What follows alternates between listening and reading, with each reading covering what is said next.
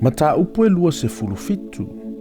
O le fia faitofi o afafine o se lo feata, ua tofia i o sua e pule.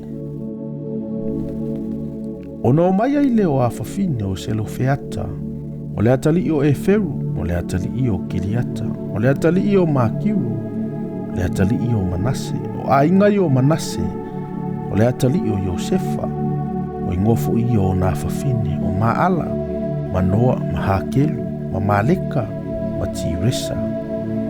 O lato tutu i luma o Mose, ma luma o Elia Saro le o sitaulanga. I luma fo i o li ma le whaapotopotonga umu. Le whaituto o le whalewhita whai o le whaapotopotonga ua whape mai. Ua o tilo mātou ta mai le vau. Na le iai o ia i le whaapotopotonga o ena whaapotopoto e te te atu i ai Jehova. O ena au whaatasi mako. A ua o ti o ia i lana lava hanga sala. O lea i fo i ni o nā talii. Peti nei ai se ale i ngolo mātou ta mai ilo na ainga. Ina ua le aiso nā talii.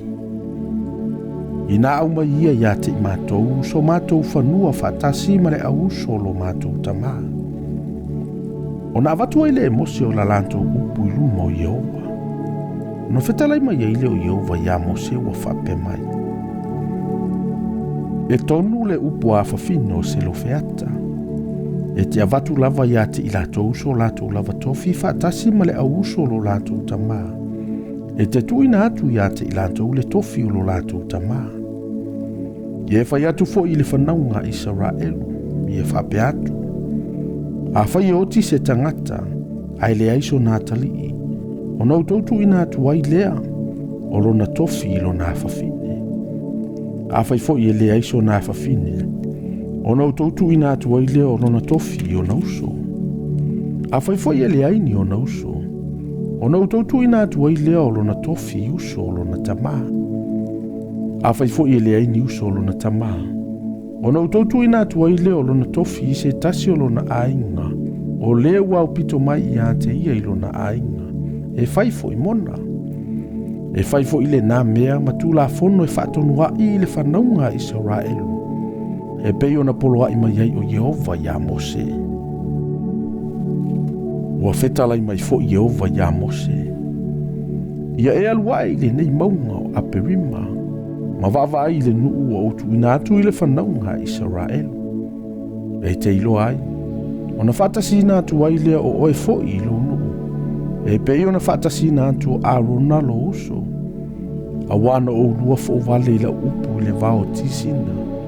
Ina ua fina o mai o le whaapotopotonga. Ua le whaapa ia ina au i le vai o lanto ruma. O le vai o me ripa lea o i katesa i le vao tisina. O na whai atu ai lea o Mose ia Jehova ua whape atu. Ia tōwhia e Jehova.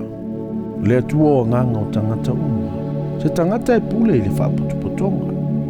O le na te aru atu i o lato ruma ma toe sau i o lato ruma. O ena te taita i atu ma toe au mai ante i lato.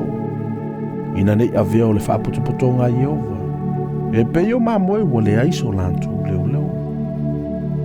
O na whetalai mai ai leo Jehova ia Mose. Ia e ave ia Iosua le atali o numa. O le tangata leo ia i le anganga. Ma ia e whae e lo lima i lunga ia te ia.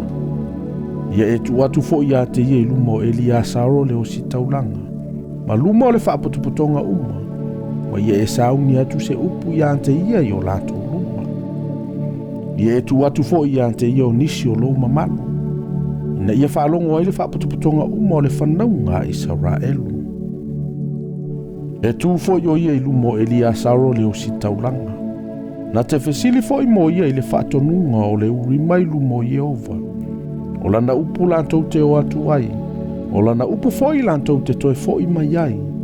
O ia antoa ma le whanaunga Israelu uma whaatasi mai ia. O le whaapotopotonga uma lava. O na whaia le Mose pe o na whetalai mai ai o Jehova ia te ia. Wana ave ia Iosua. Wana tu atu ia ante ia i luma o Elia Saro le o si taulanga. Ma luma o le whaapotopotonga uma. O ia whae atu fo i o na lima i lunga ia te ia. Ma sauni atu le upu ia te ia. e pei ona fetalai mai o Jehova ia Mose.